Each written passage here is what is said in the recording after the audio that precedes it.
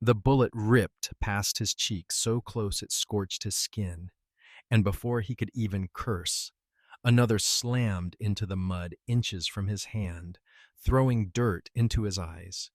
John George hit the ground hard as an unseen sniper walked his shots toward him with terrifying precision. Marines screamed for cover. Someone was already down. And as a third round hissed past his ear, a single brutal thought hammered through his skull. How long until the next shot finally found him? Bark exploded beside his head as a round shattered a tree trunk. Men froze in terror.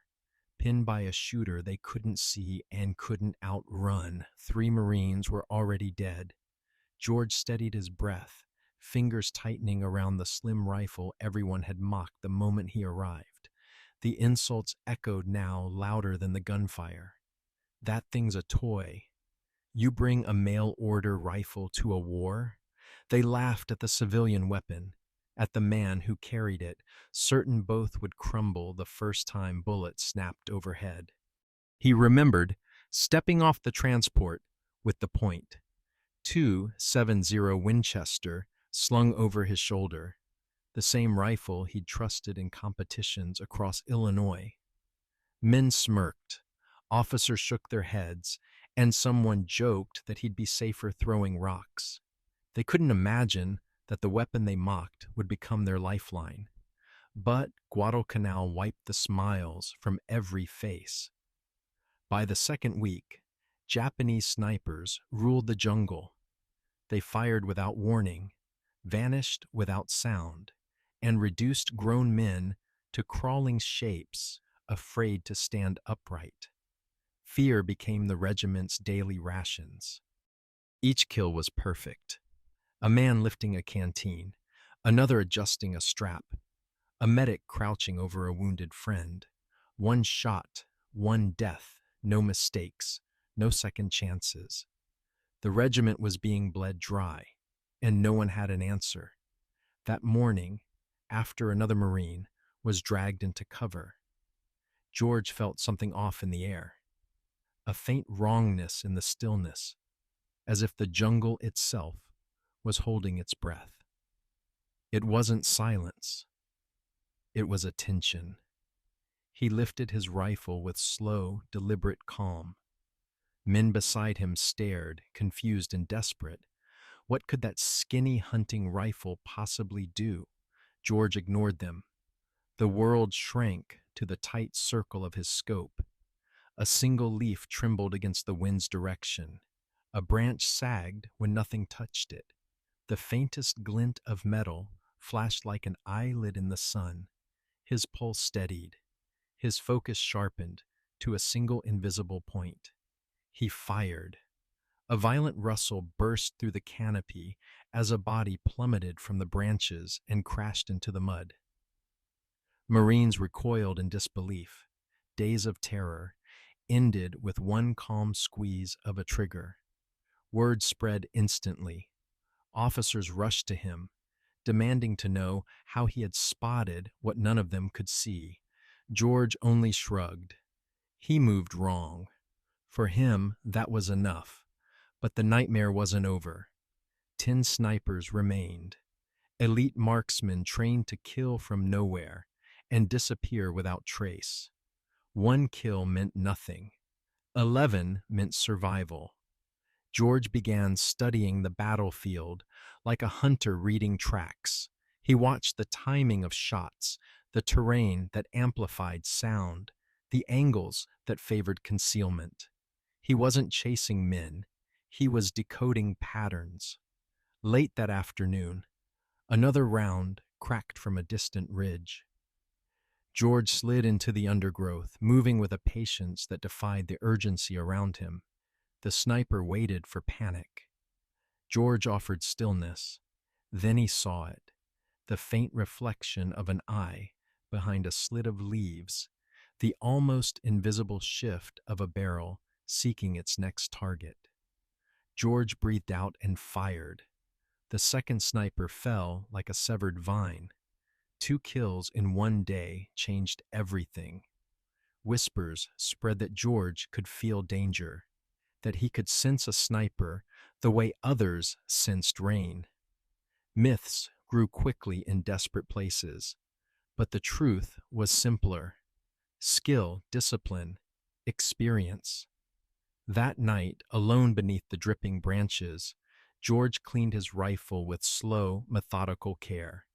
No victory smile, no relief, only preparation. The remaining snipers were adapting. They were learning him. At dawn, another shot shattered the camp's uneasy quiet. A Marine collapsed near the mess line before anyone saw the strike. George didn't hesitate. He followed the angle like a line drawn through thick air. He climbed a slick hillside, mud clinging to his boots. Each broken twig, each disturbed spiderweb, each misplaced leaf whispered direction. To most men, the jungle was chaos. To George, it was instruction. High in a banyan tree, he found the hidden nest, woven perfectly into the branches, invisible to untrained eyes. He fired once, and the third sniper toppled silently through the leaves. By sunset, Marines spoke with a new conviction. The man they mocked might be the only one capable of saving them all. Rain hammered the canopy on the third morning, pounding every trail into a sliding river of mud. Marines huddled beneath ponchos, but George welcomed the storm. Rain warped sound, erased footprints, and forced snipers to shift positions. Nature had reshuffled the battlefield, and he intended to read every new line. He crawled up a soaked ridge, elbows sinking into the muck. Every movement was calculated, slow, silent. A single slip could expose him long enough for a bullet to find his heart. Precision did not begin at the trigger. It began here, in the mud. A sharp crack split the air. Marines ducked. George froze, letting thunder swallow the echo. Wrong angle, wrong elevation. The sniper had moved, adapted, improved. At the ridge crest, he scanned the dripping vines and trembling leaves. The storm made the jungle writhe with motion, too much motion. But amid the chaos, something bent the wrong way. A fern leaning against the wind. He steadied the scope. A thin strip of fabric peeked from a hollow between branches, soaked and dull, but unmistakably man-made. One breath, one shot. A body tumbled through the wet branches and vanished into mud. Gasps rose from below. 4 down. Hope, fragile and cautious, began to stir. Men stood a little taller. The air felt less cursed, but the remaining snipers adapted with ruthless skill. They climbed higher, hid deeper, fired not at exposed targets but at hesitation itself. Their war was no longer about shots. It was about psychology. That afternoon, George found a decoy nest, perfectly camouflaged, recently abandoned. They weren't just hiding. They were studying him, testing him, respecting him. He answered with his own adaptation. No more predictable paths, no consistent rhythm. He crossed streams to erase tracks, doubled back in wide arcs, moved with a randomness only true hunters understood. Near dusk, the jungle dropped into unnatural silence. A bird burst upward from a low branch, too fast, too startled. George slid behind a fallen log and peered through a split in the bark. A silhouette crouched behind a stump, partially hidden, helmet barely visible. This one wasn't perched in a tree or firing from distance. He was stalking, an entirely different breed of threat. The sniper raised his rifle toward a Marine carrying a crate. George fired before the barrel fully leveled. The figure folded into the ferns without a sound. 5 down. By nightfall, men no longer whispered his name, they watched him. They followed his movements with reverence. The man once mocked was now their north star in a forest of ghosts. But the final 6 snipers were elite. Veterans who had perfected the art of stillness. Men trained to disappear even from their own shadows. They fired once, then moved miles. They were defending their honor now, not just their perimeter. At dawn, another Marine dropped near a supply trench. George traced the angle instinctively, the line of fire unfolding in his mind as clearly as ink on paper. The jungle seemed to tilt toward the hill where the shooter lay hidden. The climb was brutal. Slick moss, loose soil, every foothold life or death. This sniper had fired only once, a sign of supreme confidence. He was waiting for George specifically. The clearing ahead felt wrong, too open, too clean, a perfect kill zone. George shifted left, sliding down a muddy embankment and disappearing beneath a curtain of twisted roots. From his new angle, he spotted it, a bamboo firing tube protruding from the base of a massive tree, nearly invisible from any normal approach. A masterpiece of concealment. He fired. Inside the hollow, the sniper slumped forward. A trap triggered instantly, ropes snapping, logs crashing. But George was already gone, repositioning before the jungle finished collapsing. By the end of the 4th day, the treetops no longer radiated dread. Marines watched him return from the green, uniform dark with mud. Another ghost erased. Doubt was gone. Respect took its place. In the heart of Guadalcanal, John George had become something rare, a quiet, steady force the entire regiment believed in with their lives. The jungle felt different now, tense, watchful, as if the remaining snipers had melted into its darkest folds. Their silence pressed against the regiment like a weight. George sensed them in the absence of birdsong, in branches that never moved, in shadows that held their breath. These were the masters, the veterans, the ones trained to vanish into terrain, so unforgiving most men never returned from it. They chose positions with layered escape paths, deep shadows, and natural blinds that turned the jungle itself into armor. Around midday, a single shot cracked from a distant ridge. No scream followed. No collapse. It wasn't an attack. It was a summons. A lure meant only for him. George felt the angle settle in his mind and moved toward it without hesitation. He crawled along a narrow spine of earth, humidity clinging to his face, flames brushing against his helmet. The sniper waiting ahead was patient enough to remain still for hours. George matched that patience, slowing his breathing until his heartbeat became indistinguishable from the pulse of the forest. A faint shimmer caught his eye, the glint of sweat on a cheek hidden in a tangle of roots. Not much, but enough.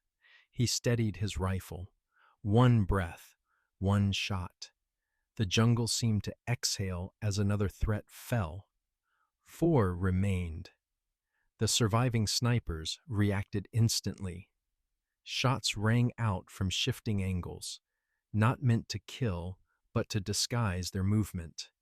Yet each muzzle flash, each ricochet, each snapped twig fed George information. He was no longer tracking individuals. He was tracking a formation. At dusk, he struck again. One sniper perched high in a canopy nest, concealed behind overlapping leaves. George spotted the slightest distortion of a rifle barrel.